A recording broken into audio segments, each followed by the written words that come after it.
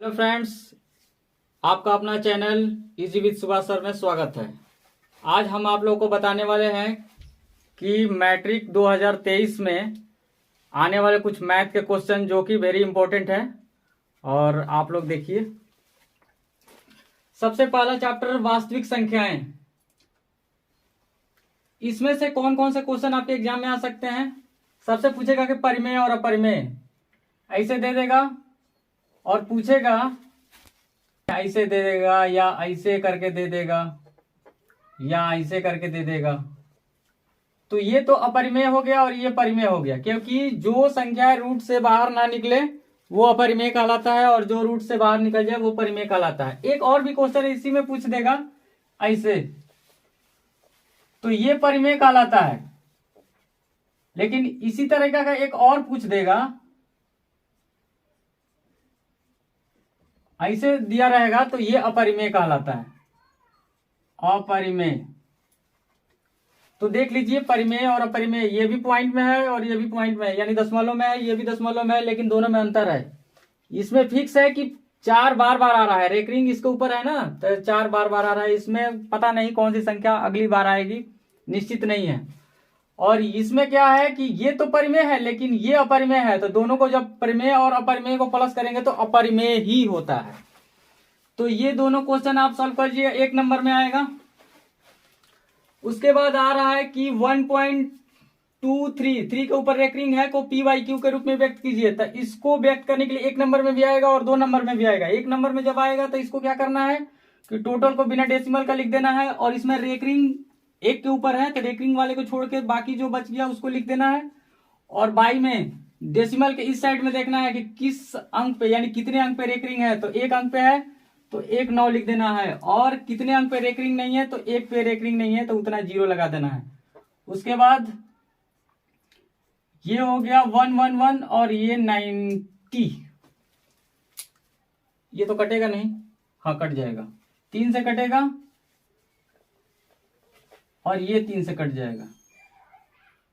तो ये आ गया आपका, और यहां पे लिख देना है पी बाई क्यू। यानी कि इसका अगर पूछेगा कि पी बाई क्यू क्या होगा 1 नंबर में, तो ऐसे कर देना है, शॉर्ट में बना के इसको दिखा देना है। और अगर इसी को डबल में पूछेगा, यानी कि 2 नंबर में पूछेगा, तो इसको सबसे पहले सपोज करके माना x इक्वल टू 1.2333, यानी कि 3 पे रेकरिंग है ना, तो इसलिए हम 3 को जितना मर्जी उतना टाइम लिख सकते हैं, 2 बार 3 बार 4 बार जितना भी हो। अब इसमें देखना है कि कितने अंक पे रेकरिंग है। 1 अंक पे है तो 1 0 वाले से दोनों तरफ गुना कर देने पर, दोनों तरफ 1 0 मतलब 10 में होता है 1 0। ये क्वेश्चन पूछेगा जरूर। तो इधर 10x हो गया और 10 से गुना करेंगे तो, यानी 1 0 वाले से गुना करेंगे तो डेसिमल उधर जाएगा 1 अंक, यानी कि इतना हो गया। अब ये हो गया समीकरण 1 और ये हो गया समीकरण 2। उसके बाद क्या किया जाता है कि समीकरण 2 में से घटा दिया जाता है 1 को, तो ये हो गया आपका इतना, और इसके नीचे लिखेंगे समीकरण 1 को।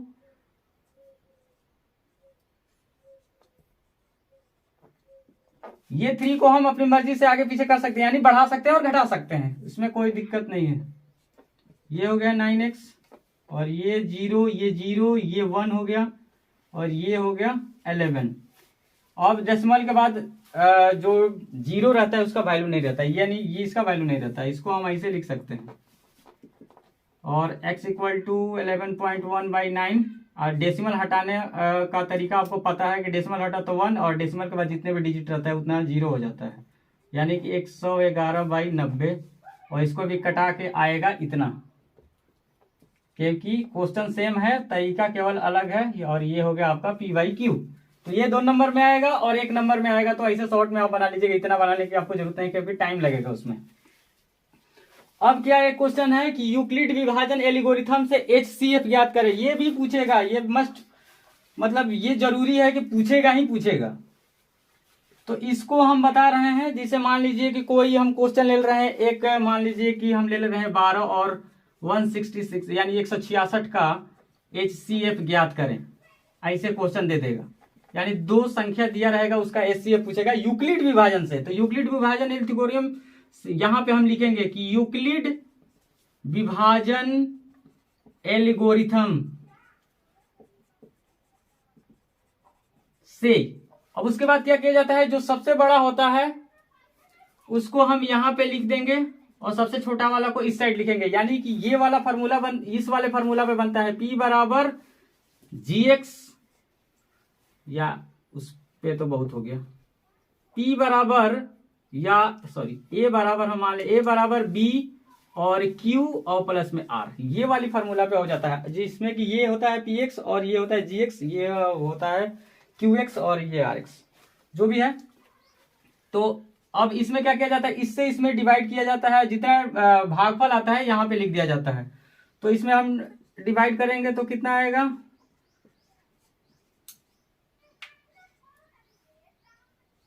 यही आएगा ना, यही आया। तो ये हो गया आपका भागफल, तो यहां पे लिखा जाएगा, और जो शेषफल बच गया वो यहां पे लिखा जाएगा। शेषफल इसमें ये वाला है। फिर इसमें क्या किया जाएगा, इसको यहां पे लिख दिया जाएगा, इसको यहां पे लिख दिया जाएगा, यानी ये वाला यहां चल गया और ये जो शेषफल है यहां आ गया। इसमें फिर वही कहानी, इससे इसमें भाग दिया जाएगा, तो 1 और भागफल 2, फिर इसको यहां लिख दिया जाता है। हम आप लोग भी ऐसा मत कीजिएगा, हम बता रहे हैं कि किसको कहां लिखा जाता है।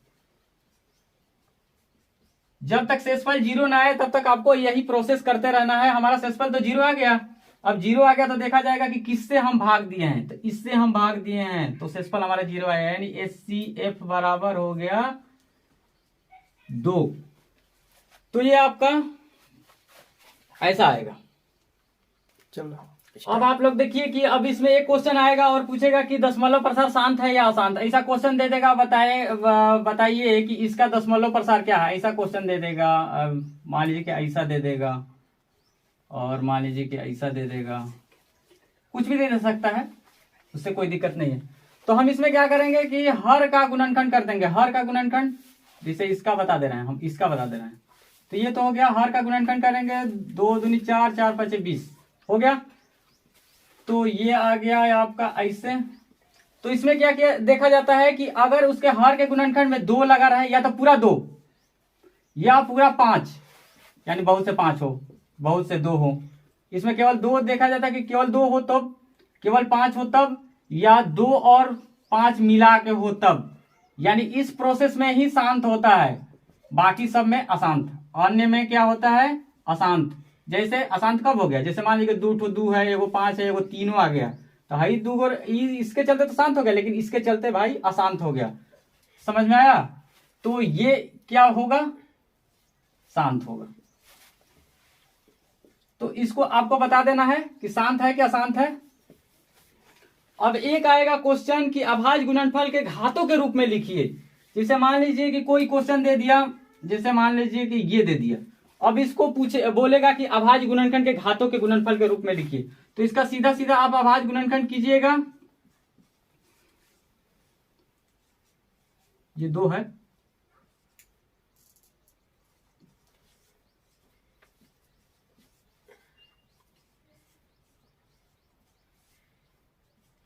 तो इसका अभाज्य गुणनखंड के घातों के रूप में ऐसे पहले लिख लीजिएगा आप लोग कि कितना 2 है।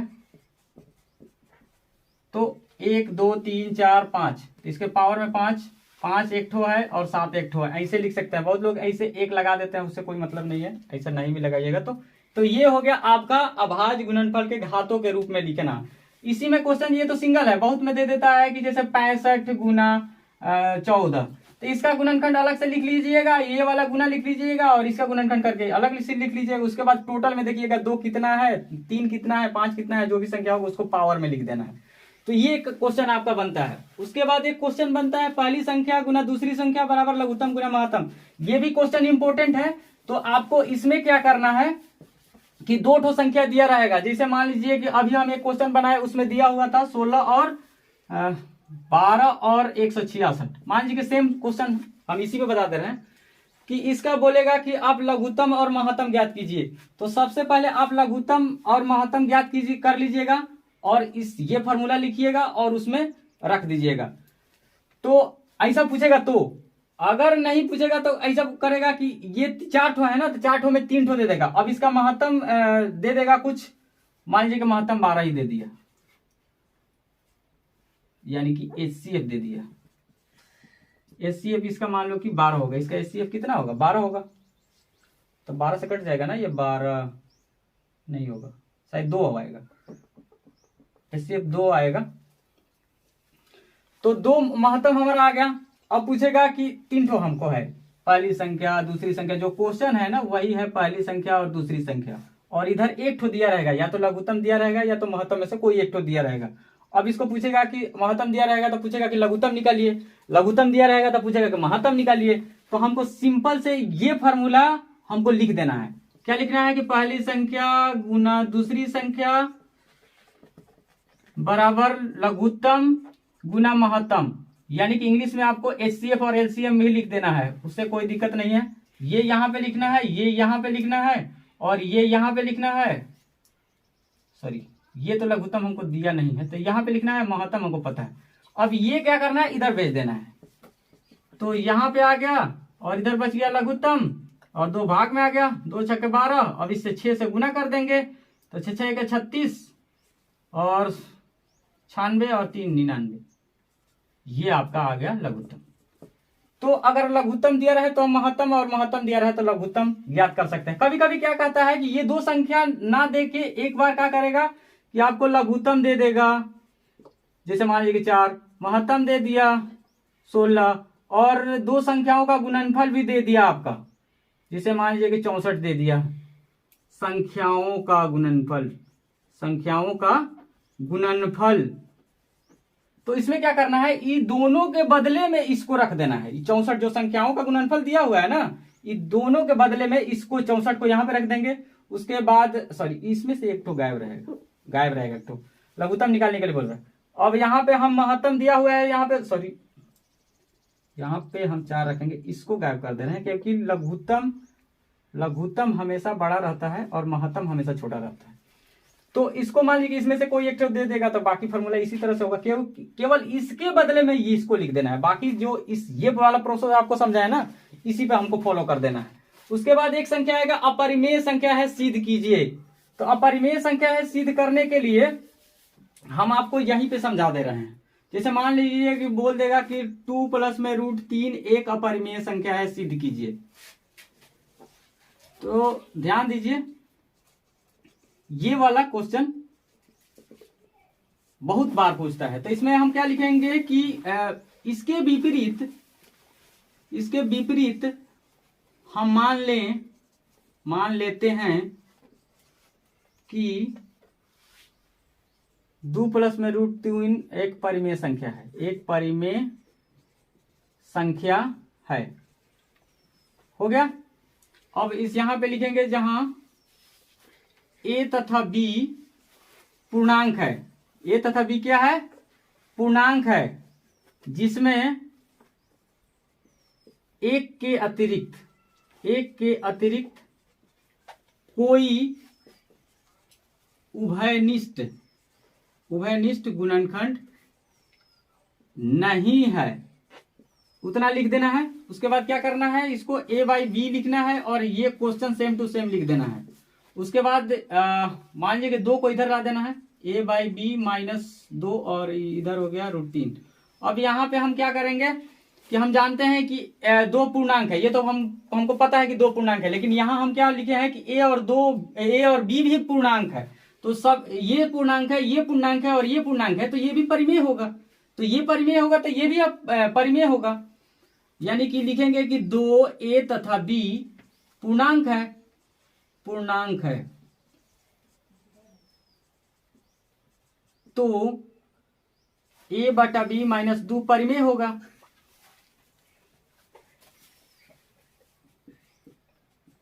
लेकिन जब ये परिमेय होगा तो √3 भी परिमेय होगा।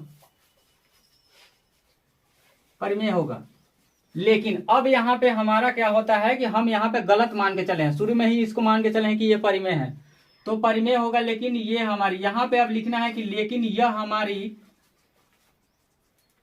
हमारी गलत अवधारणा के कारण प्राप्त हुआ है। गलत अवधारणा या गलत मान्यता, कोई भी आप एक लिख सकते हैं, अवधारणा के कारण प्राप्त हुआ अतः 2 प्लस में √3 जो है एक अपरिमेय संख्या है। हम मान के चले थे कि परिमेय है, लेकिन ये हमारी गलती के कारण हुआ था, अपरिमेय है या अपरिमेय संख्या है।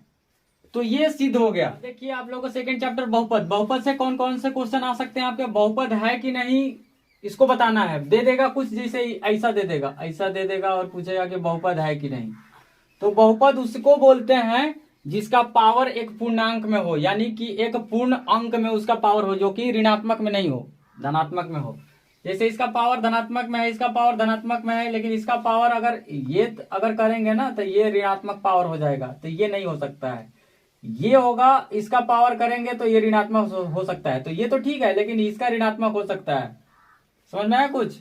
या अपरिमेय हो सकता है, यानी कि पावर ऐसा होना है जो परिमेय हो, अपरिमेय ना हो।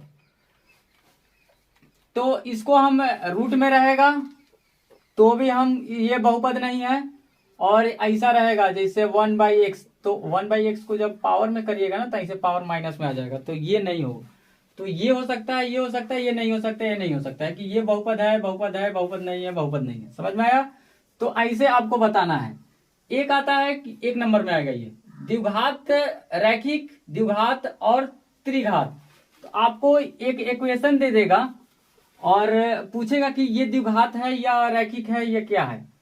तो रैखिक का मतलब ये होता है जिसका पावर 1 हो वो रैखिक होता है, जिसका पावर सबसे बड़ा पावर अगर 2 हो तो वो द्विघात होता है, और जब जिसका सबसे बड़ा पावर 3 हो तो उसको हम त्रिघात बोलते हैं। तो ये हो गया आपका रैखिक।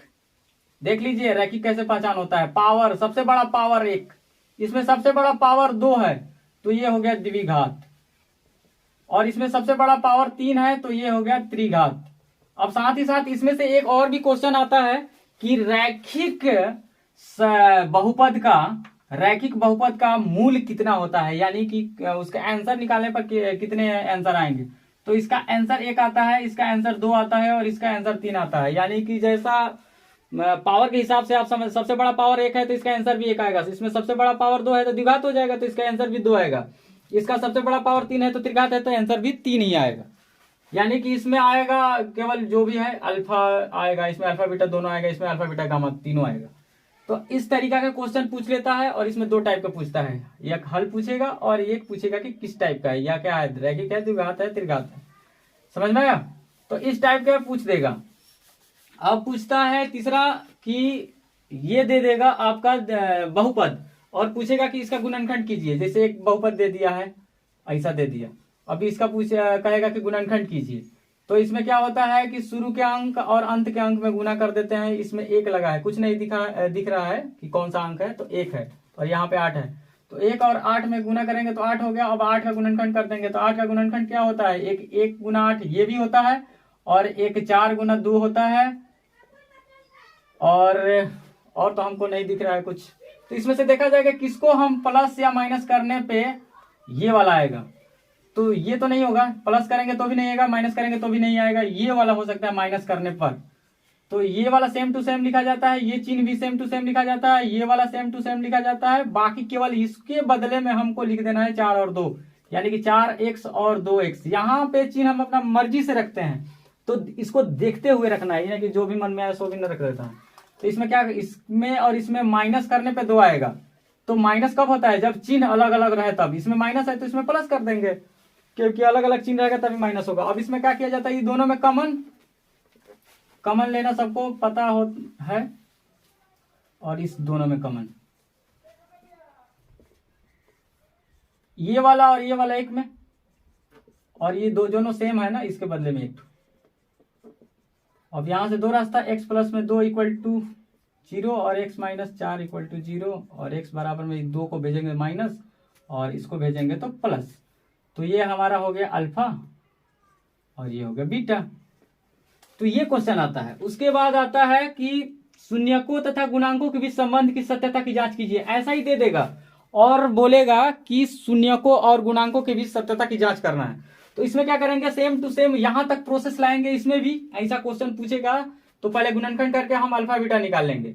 जब अल्फा बीटा निकल जाएगा तब हम क्या करेंगे, अब संबंध के सत्यता की जांच करेंगे। तो यहाँ पे जांच लिख दीजिएगा आप लोग, यानी इसके बाद का प्रोसेस हम बता रहे हैं। सेम क्वेश्चन ऐसा क्वेश्चन दे देगा इसमें, तो ऐसा बना देना है, यानी अल्फा बीटा ला देना है। उसके बाद जांच में क्या लिखना है कि शून्यकों का योग यानी अल्फा प्लस बीटा करना है। तो अल्फा प्लस बीटा हम जोड़ देंगे इसको, -2 प्लस में 4 इक्वल टू हो गया 2। अब इसके नीचे अपने मर्जी से लिख देंगे कुछ भी, और यहां पे लिखा जाता है -x का गुणांक, यहां पे देखिए यहां पे लिखा जाता है, और x² का गुणांक यहां पे लिखा जाता है। और एक होता है शून्यकों का गुणनफल यानी अल्फा इंटू बीटा। तो अल्फा इंटू बीटा यानी कि दोनों में हम गुना कर देंगे, तो ये आएगा -8। इसके नीचे भी 1 लगा देंगे। यहां पे लिखा जाता है अचर पद और बटा में x² का गुणांक। तो ये चीज आएगा, यानी इसके बताने के बाद ये 2 लाइन आपको लिख देना है। तो इस टाइप का क्वेश्चन आप सॉल्व कर दिए, समझ गया। ये 2 नंबर में आता है, जब भी आएगा 2 नंबर में आएगा। उसके बाद क्या बोलेगा, ये भी 2 नंबर में ही आएगा कि द्विघात बहुपद बताए यदि कि अल्फा प्लस यानी शून्यकों का योग दिया हुआ है और शून्यकों का गुणनफल दिया हुआ है।